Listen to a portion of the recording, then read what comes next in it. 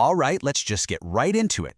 What if I told you that being good with money has almost nothing to do with how smart you are and everything to do with how you act? Seriously, what if a regular janitor could actually be a better investor than some high-flying tech executive? Well, today we're digging into the big ideas from Morgan Housel's incredible book, The Psychology of Money. And it really all comes down to one simple, powerful truth. Financial success is way less about what you know and way more about how you behave. So get this, there's this brilliant tech executive. A guy who literally patented parts of the Wi-Fi we all use, and he's in a hotel. He shatters a $500 lamp.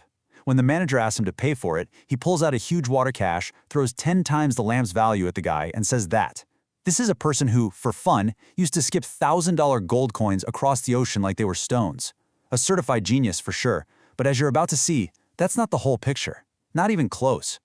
And here is the punchline. On one side, you've got the tech genius who, and this will probably not surprise you, went completely broke. And on the other side, Ronald Reed, a man who was a janitor and a gas station attendant his entire life. No fancy degrees, no complicated spreadsheets. But when he passed away, he left an $8 million fortune to his local hospital and library. So let me ask you, who was really the genius with money? That question, right there, is what this is all about.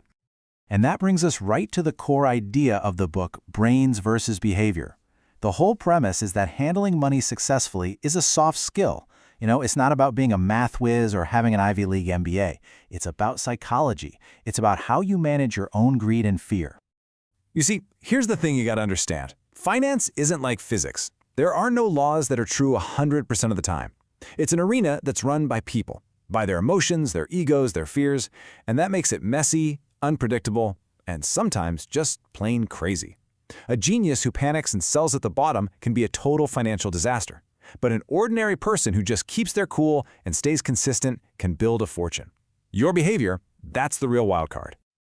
Okay, so if behavior is king, then we have to talk about the single most dangerous psychological trap out there, the endless hunger for more. It's that feeling, and I know you felt it, that no matter what you achieve, the goalpost for what feels like enough just keeps on moving further away. There's this fantastic story that just nails this idea. The author Kurt Vonnegut was at a party with his friend Joseph Heller, who wrote Catch-22. Vonnegut points to some hedge fund manager at the party and says, that guy made more money yesterday than your novel has made in its entire history. And Heller, without missing a beat, just replies, yes, but I have something he will never have. Enough. Now let's look at what happens when you have no concept of enough. This is Rajat Gupta. This man was born into poverty in India, orphaned as a teenager, and through sheer brilliance and hard work, he climbed all the way to become the CEO of McKinsey, the most prestigious consulting firm on the planet. By the time he was ready to retire, he was worth $100 million. By any possible measure, he had already won the game. He had it all. But for him, it just wasn't enough. He couldn't stop. He wanted to be a billionaire, so he got involved in an illegal insider trading scheme. And the total profit he made from his crime? $17 million. Now think about that. For a man who was already worth $100 million, this was basically pocket change. He risked everything for money he absolutely did not need. And the price he paid was, of course, catastrophic. He went to prison. Just think for a second about what he actually traded away. His freedom, his reputation, the respect of his family and friends, his happiness. He risked all of these things that are priceless and irreplaceable for something he didn't need in the slightest. The lesson here is so important. Never risk what you have and need for what you don't have and don't need. It is always a fool's bargain. So if that endless chase for more is a trap, what's the actual strategy? Well, it's not about being a genius stock picker. It's not about finding some secret edge. The real key to building wealth is surprisingly simple. It's just staying in the game. Just look at Warren Buffett. We all know he's a great investor, but his real secret weapon is time. Of his current net worth, a truly mind-bending $81.5 billion was earned after his 65th birthday. Just let that sink in. The overwhelming majority of his wealth was built after he was eligible for Social Security. See, our brains just aren't built to understand that kind of exponential growth. Buffett's genius wasn't trying to hit home runs. It was just hitting singles and doubles, over and over for 80 years. And that's really the whole strategy right there. The goal isn't to get the absolute highest returns, because trying to do that usually means taking risks that can and will eventually wipe you out. The real secret sauce is earning pretty good returns that you can actually stick with for decades. That's how you let the unbelievable magic of compounding do its work.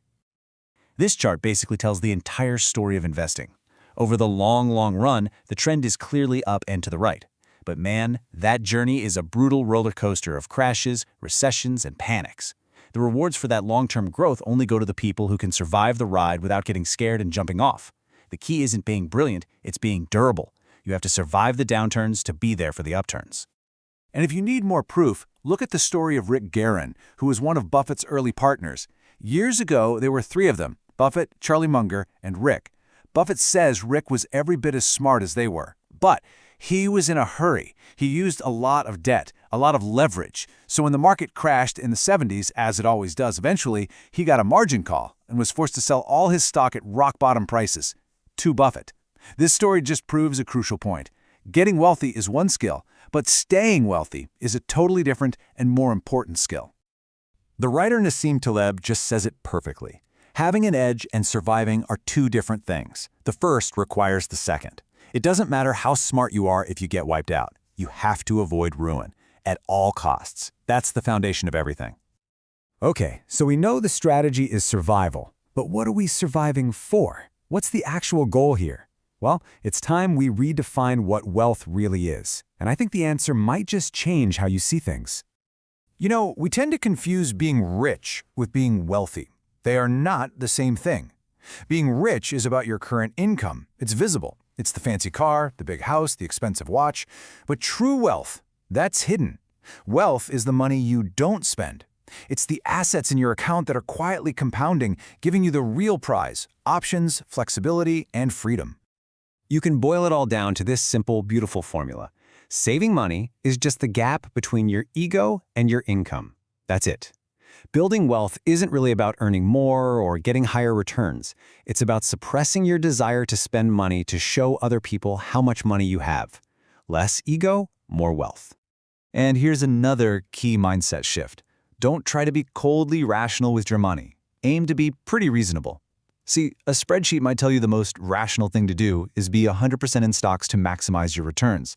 But that's not reasonable for a human being who feels fear when the market crashes.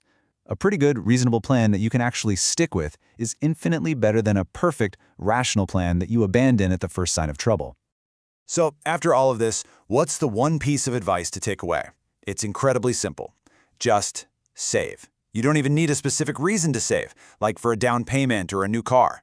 You save for a world that is unpredictable, because saving money with no specific goal is what gives you the greatest things money can buy: options, flexibility, and control over your own life.